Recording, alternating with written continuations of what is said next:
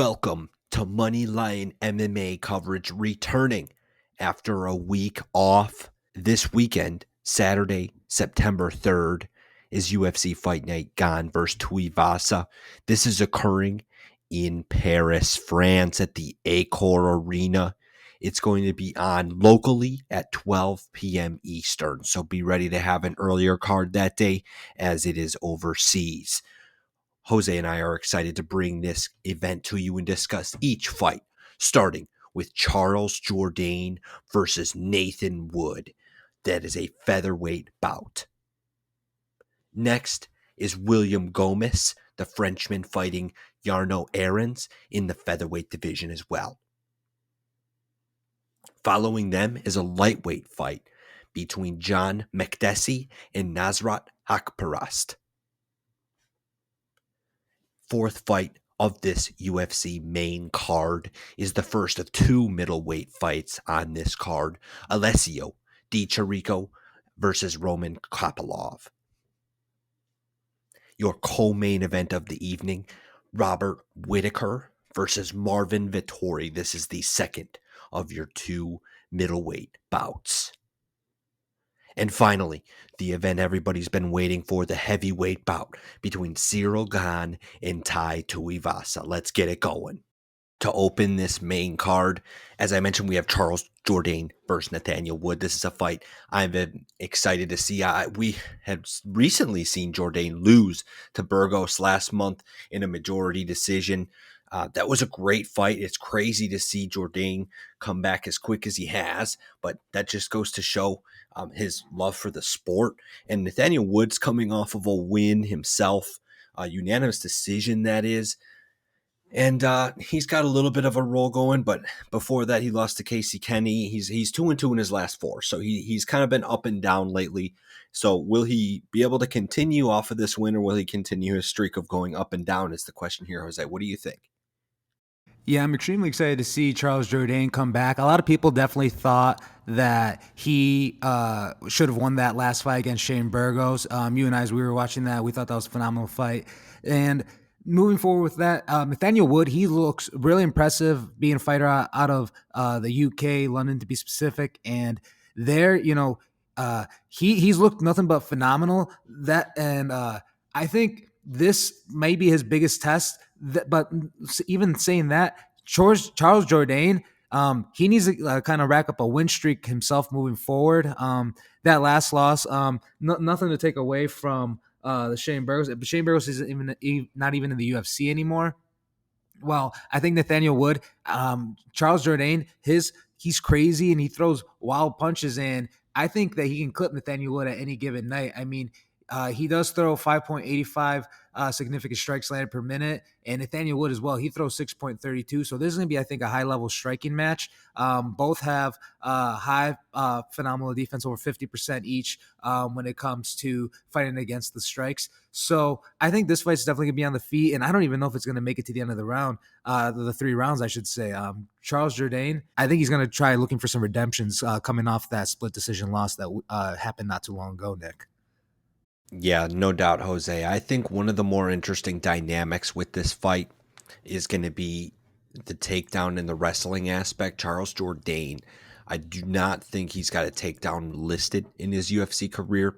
He's got a 50% takedown defense. So I'm fascinated to see if Nate Wood comes in and utilizes any of his game. He doesn't have a highly touted submission game necessarily, but he does have 3. He started off his UFC career with 3 straight submission wins, and not many of them are against top-end competitors, to be honest. But Andre Ewell, he did get a rear naked choke submission against, who's another guy that Charles Jourdain beat. And I don't know, it's just fascinating to me that Jourdain ends up being the favorite here, which I completely forgot to mention. Charles Jourdain is the favorite here at minus 150.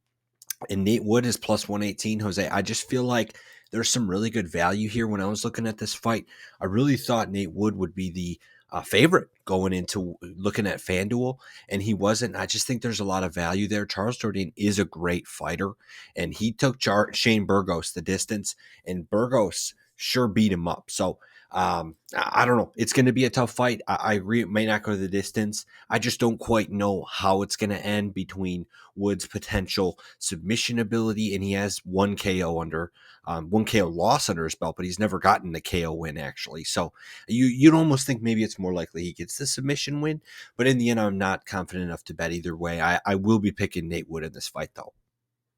Yeah, Nick, that's I see why you go with that. I mean, both do only have 5 losses on their record, and I hear what you're saying. I think like maybe the odds probably would have been closer, especially because Nathaniel Wood he has more experience than Charles Jourdain.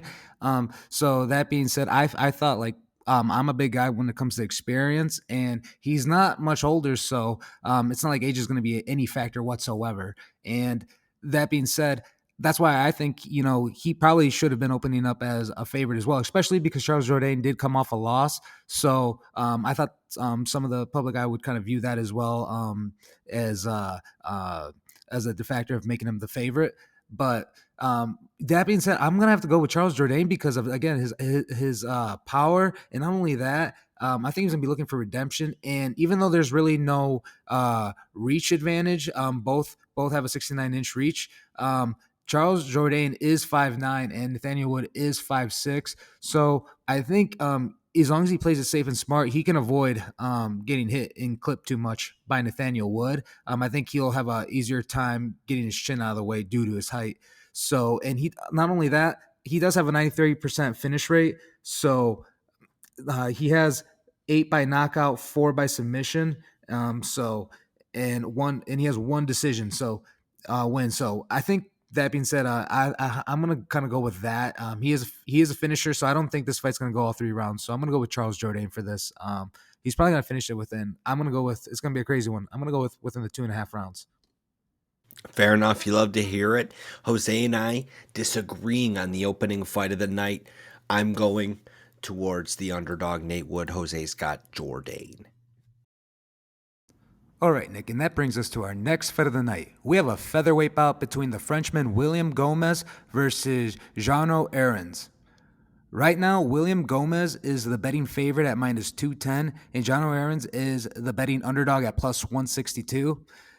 This fight, to me, Nick, we were wondering like why is like fights like Joaquin Buckley on the prelims, and then we have like this fight where I wasn't really too sure who these guys were and couldn't find it really much stats on them to really talk about. But then looking into it, William Gomez is from France, so I think it makes sense that the UFC is putting him on the main card just to kind of show some love and have someone the crowd can really get behind and really go wild in the stadium. So I see why they did it. So that being said, it's going to be a big night for him. He is the betting favorite, again, minus 210. So he's really going to come in and try to put on a show for the crowd. So it's hard to argue against that. Like, I think him coming as a fighter, being, the first UFC vet in France and him being from France, I think it's going to be, a lot. I don't know if it's a lot of pressure on him. So this fight can really go either way. Either he can overcome it and prove to be the first French fighter to win in France for the UFC,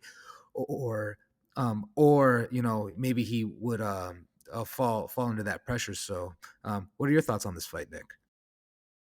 Yeah, I don't know too much about either of these guys.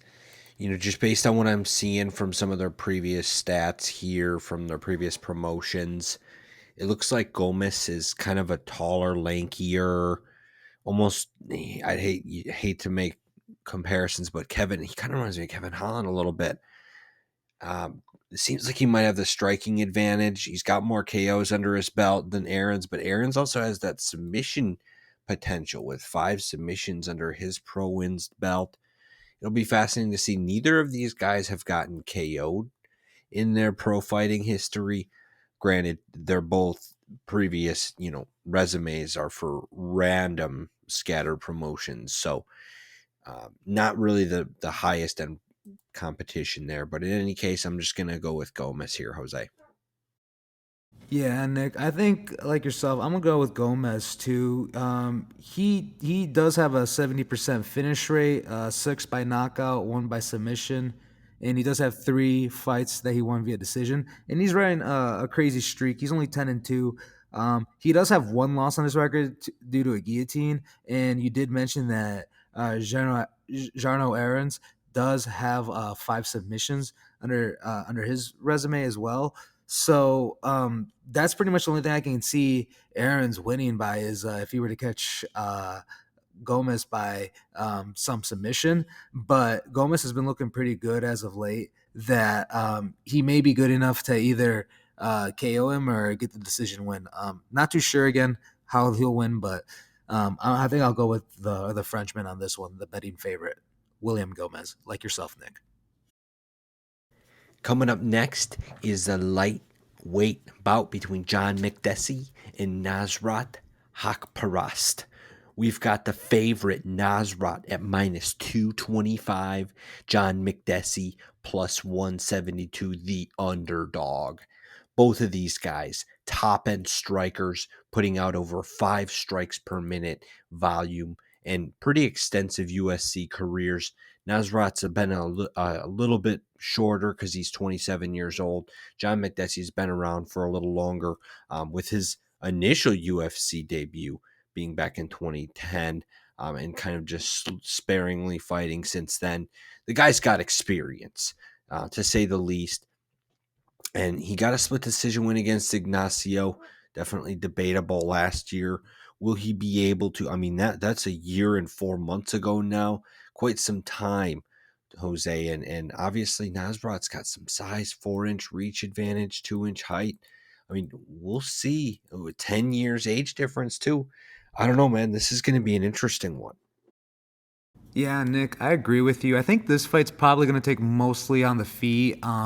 Both tend to be strikers. Both throw over 5.10 strikes landed per significant strikes landed per minute. So, and not only that, they really don't go much for takedowns. As a matter of fact, they both have strong takedown defense. Nasrat is rocking 78% takedown defense, while Mcdesk is rocking 89% takedown defense. So I think it's going to be mostly on the feet. And like you mentioned, Nasrat has that reach advantage. And with that reach advantage, he also has 9 KOs on his record. Out of his 13 wins, 9 of them come via KO. So with a guy like that, I mean, he has youth on his side, reach on his side, and it's hard to look past his 70% finish rates. So in John Mcdesk, he is up there in age as well. The Canadian, I think that he still has a lot left in the gas tank, but I don't know, man. Like, I think this one is definitely going to be a redemption fight for the youngster Nasrat. You might be right, man. Although Mcdesk is not an easy guy to knock out. I think the only guy to do it, at least in the UFC, is Cowboy Cerrone. Oh, excuse me, Lano Venata also back in 2020. So maybe, yeah, that is kind of rough because he had an up and down UFC career to be nice about it. So yeah, that's tough. Mcdesk's definitely had his rough patches, and it's understandable why he's the underdog here. I'm not really convinced either way here, in all honesty. Nasrat has some good experience having fought Drew Dober, Alex Munoz, Dan Hooker, Bobby Green. I mean, those are some good fighters to fight against, even if he lost a couple of them. And it almost does seem like the UFC is kind of setting him up to succeed in this case, giving him a guy that's 10 years older, smaller, and has kind of been through the mill of the UFC already. But in any case, man, I'm going to take the veteran here. I think he's going to at least be worth a plus 172 bet. I'm not saying that he's going to dominate, but he's going to make this closer than it seems. And if Nasrat comes out with the win, I'm going to say he wins by split decision. Otherwise, this is Mcdesk's fight.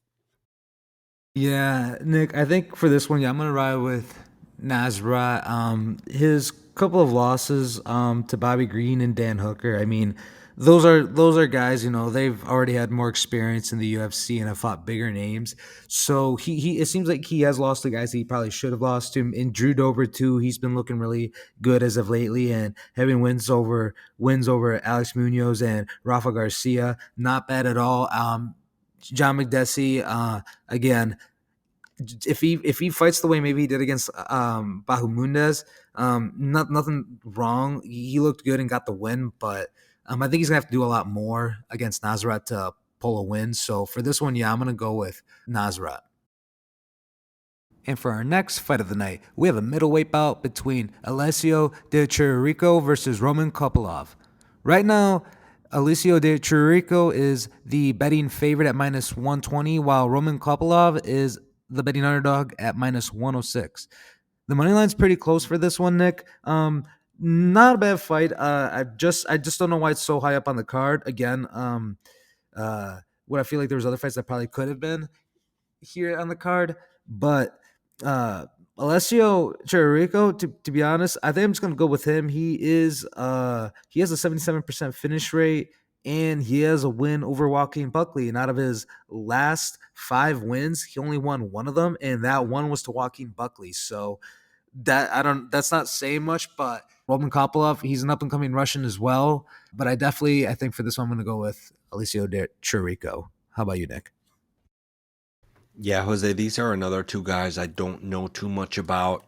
And these is one of those fights that, I mean, I understand having Gomez on the fight earlier because he's French, but this is an interesting one. I mean, it does say Chirico is from Italy, so he that's probably why he's on here. And his win against Joaquin Buckley is pretty impressive. He's fought guys like Kevin Holland as well.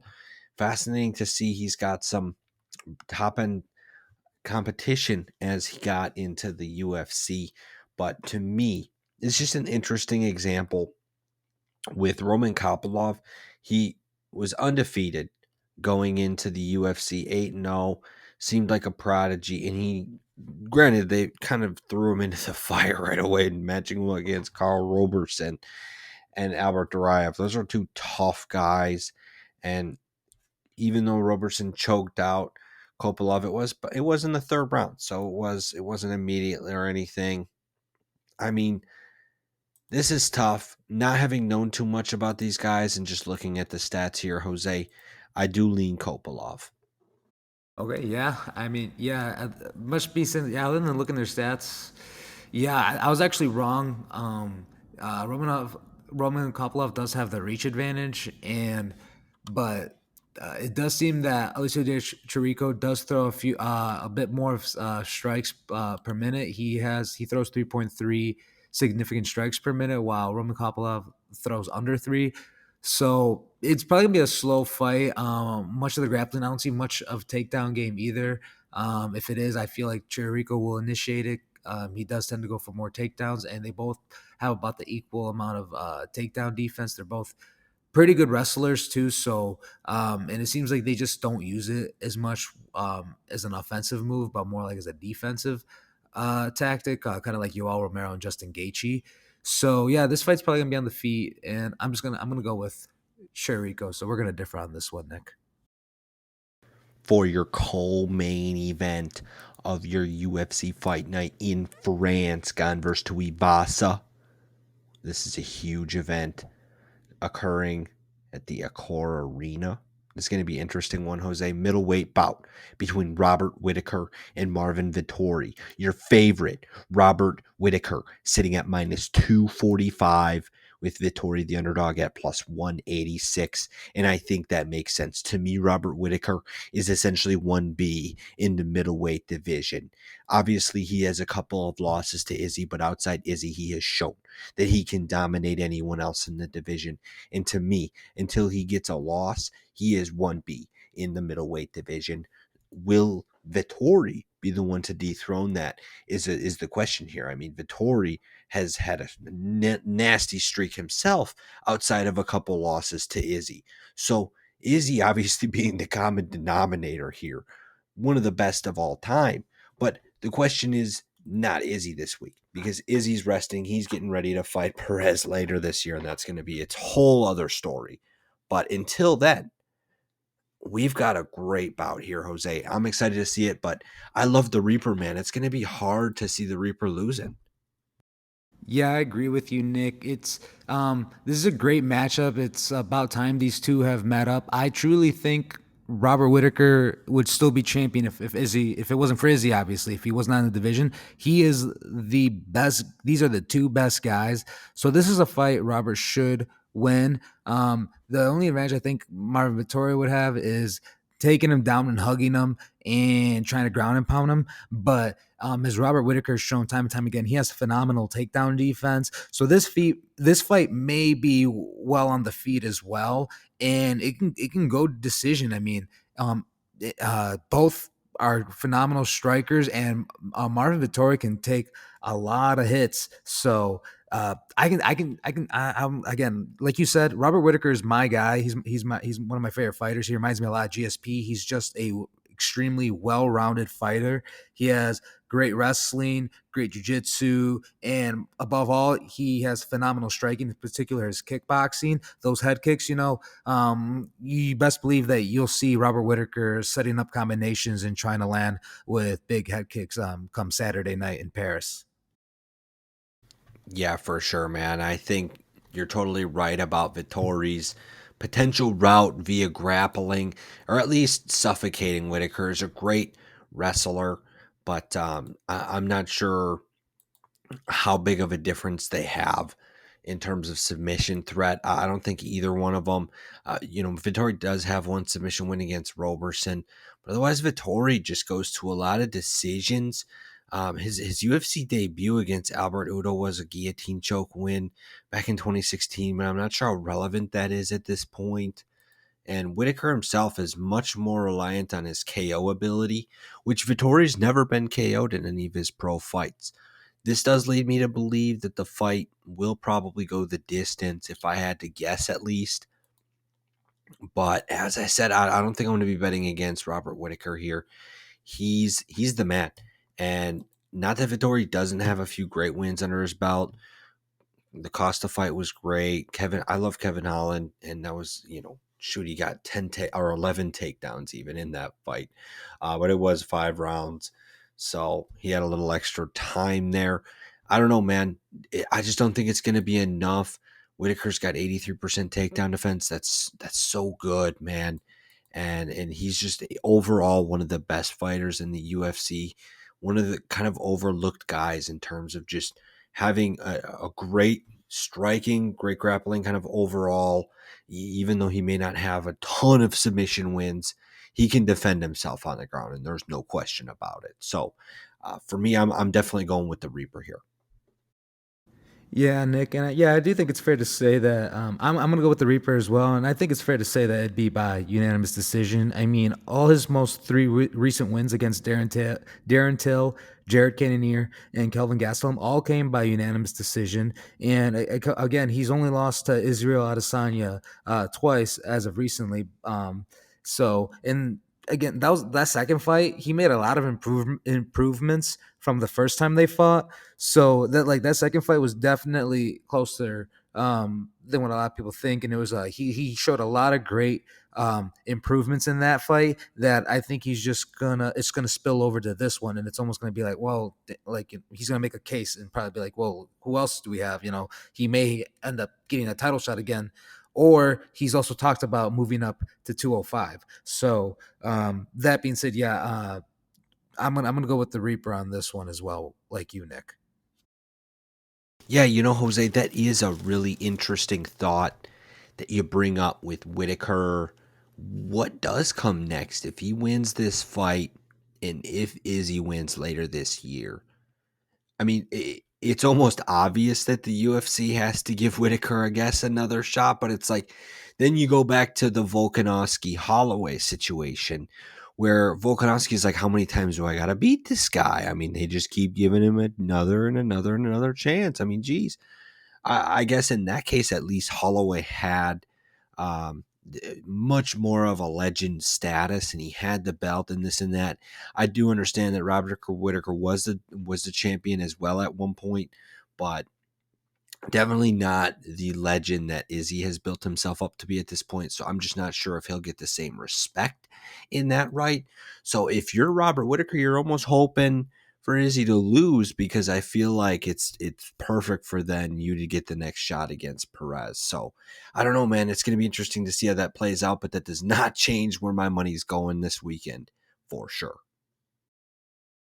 And hey, Nick, I like that you mentioned that too, because you can kind of argue that the same thing goes for Melvin Vittori too. He's also fought Israel Adesanya twice, and even though he didn't challenge, he only challenged for the title once. Are they going to want to make that third fight as well? Because it does seem like the UFC is a little reluctant to kind of make those third fights unless they really, really build a case up. And it's a gamble, They don't always pull through with that. So, like you mentioned, the Max Holloway and Volkanovski fight, that is one of the more rare occasions. Brandon Moreno and Figueiredo as well. They actually had better like outcomes where it wasn't like too one-sided. Every other fight was swung different ways, so that made sense. But yeah, I'm interested to see. Again, I'm riding with Team Whittaker. Yeah, great point for sure. And now for your main event, we have a heavyweight bout between Cyril Gane versus Tai Tuivasa. Right now, Cyril Gane is the betting favorite at minus 620, while Tai Tuivasa is a plus 400 underdog. Man, I'm excited about this fight, Nick. This is the fight that everyone's been waiting for. This is the fight that is the first headliner in Paris, France. So you got the local Frenchman Cyril Gane versus the Samoan Tai Tuivasa. This is going to be fireworks, Nick. I'm excited. Tai Tuivasa is the number 3 ranked heavyweight right now, and he's coming off a phenomenal win, knockout over Derek Lewis, while Cyril Gane is coming off a loss to the current heavyweight champ, Francis Ngannou. This fight, I think, Nick, has title implications. Winner of this fight could be the next one to get a title shot. What are your thoughts on that? No doubt about it. The only other guys in my mind that could interrupt the potential title shot from the winner of this fight would be, I guess, John Jones and Stipe, if that comes and happens eventually, or John Jones and somebody. But I mean, yeah, to me, the winner of this fight really does deserve the next chance at Francis when he's back. I think next year is when he's going to be back and ready to go. So I don't know, man. This is so exciting because Ty is just a knockout artist. 5 straight. It's just crazy, man. This guy hasn't seen the third round since 2019 in a loss against Blagoy Ivanov. I mean, this guy's a completely different fighter. That was UFC 238. I mean, it's a completely different situation here for Ty. And I think people are going to be surprised, man. Everybody sees Gane's size and just assumes Gane's going to dominate, and hence his minus 600 plus spread favorite there. But in all reality, man, Tai Tuivasa is huge himself, and he only has maybe 2.5 inches height difference there. So it's not like Tai is going to be some tiny, I guess the reach advantage for Cyril Gane is listed at about 6 inches, in which case that's pretty significant if Gane can utilize that. He's been able to against just about every other big time heavyweight, especially with knockout power, having fought JDS, Rosenstrike, and Derek Lewis and beat them all. Francis Ngannou, the only one having obviously beat him back in January for that belt. So, man, it's one of those spots where I think it's going to be close, but it's hard to bet against the favorite. Yeah, I hear you, Nick. I think just also Cyril Gane being in France and just him coming off that most recent interim title heavyweight run, I think this it's just going to be hard to bet against him. Tai Tuivasa, on the other hand, though, he has looked phenomenal. So he actually had another loss after the Big Oi Ivanov. He actually lost to Sergey Spivak as well back at UFC 243, Whittaker versus Adesanya, the first time they fought, actually. And he actually lost to him via arm triangle choke. So, and then after that, he actually got cut from the UFC, but he re-signed him pretty much right after, right away. And since then, that's when he went on his 5-fight tear, just finishing everyone, creating a statement, getting 4 KOs and 1 TKO, and the 3 first KOs slash TKOs came in the first round against Stefan Struve, Harry Hunsucker, and Greg Hardy. And then after that, he did get that another second round KO against Augusto Sakai, and then of course the most recent Derek Lewis. And those names, they're good. I'm glad that he's really, since coming back to the UFC, because again, he was cut temporarily and came back. And it's like he really, he had a chip on his shoulder and he just started making a statement and putting heavyweights on notice. On the other hand, Cyril Gane, too, during that time, he quickly splashed into the UFC heavyweight division and became an interim champ during that time. And I think this fight, the last fight against Francis Ngannou, everyone was surprised to see Francis utilize his wrestling to get this win.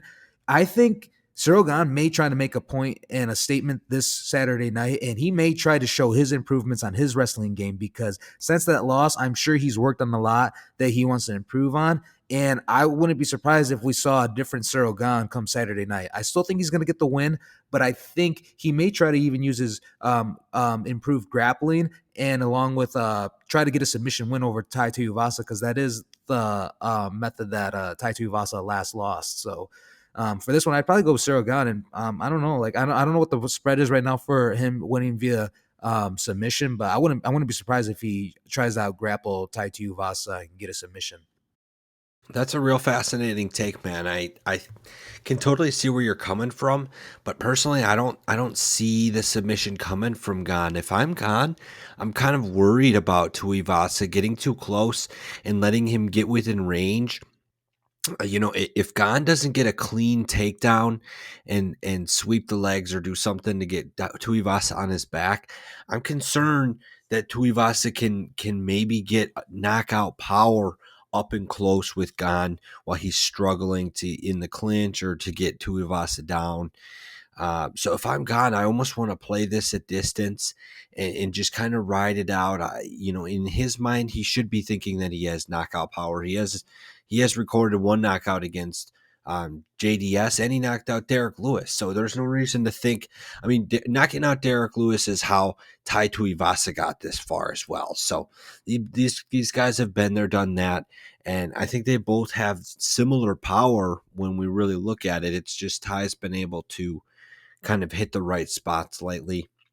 So I'm for sure taking Gane here, but people should be wary of that minus 600. I'm not putting any individual money on it. I feel like Tuivasa is going to put up a fantastic fight. It's not going to be easy by any means. And I think for a long time, he's going to be a contender in the heavyweight division as one of those guys that could almost just knock out anyone out at any time. But he also, won't ever be able to make that full belt run, in my opinion, because in this fight, he will be stopped by Cyril Gane. And there you guys have it, both Nick and I for the betting favorite, Cyril Gane. Welcome to the betting portion of UFC Fight Night. Gane versus Tuivasa. We've got multiple best bets coming up on the conveyor belt for you guys. But before we get into things, please remember to follow us on Twitter at Moneyline MMA. We have weekly picks being posted. And also subscribe to our YouTube channel, please. And leave a comment down below as to who you will be betting on for this week's card. That being said, let's get into some of Jose and I's best picks. First of all, Jose and I disagreed on the opener. I have the underdog, Nate Wood. And Nate Wood will be my underdog of the week. Jose disagreed with Charles Jourdain. Jose's underdog of the week is going to be Roman Kopalov. That is a close fight, but he is a slight underdog at this point. So that will be Jose's pick for underdog of the week. And honestly, we would be kidding to not make our lock of the week Robert the Reaper Whittaker. He is going to have a tough match against Vittori, but he will prove victorious and the standout in the middleweight division outside of Izzy, of course. So those are going to be your best underdog and locks of the week. And in terms of individual best picks, Jose and I did not really disagree on many of these fights, at least up until the main and co-main event. So, of course, with Robert Whittaker being our lock of the week, you're going to want to include him in parlays. And Gane as well. If you really want a guaranteed bet, in my opinion, you just parlay 2 legs with Whittaker and Gane. You're not going to get much, and by much specifically, you're going to get minus 166 over at FanDuel, but it's pretty much guaranteed. So for the fact that you're getting something that has like a 95% chance of hitting, it's still worth putting your money on. But here at Moneyline MA, we do not consider that a true podcast parlay until it is 3 legs or higher. So definitely bet on Whittaker, definitely bet on Gane, and definitely bet on, in my opinion, Nate Wood. Jose and I agreed on Gomez, but it's not a guy that either of us know too much about, so I'm very hesitant to put money down on him, at least individually. So my personal 3-leg parlay is going to be Gane, Whittaker, and Nate Wood. I just feel like there's so much value there, especially with him being the underdog. You can get that at plus 249. That's fantastic, in my opinion.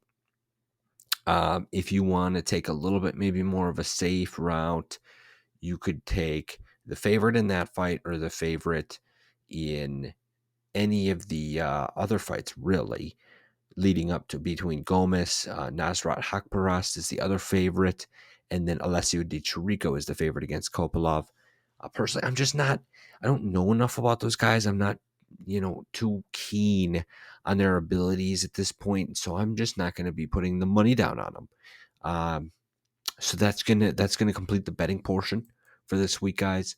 And we will be, of course, back next week for another exciting bout coming up.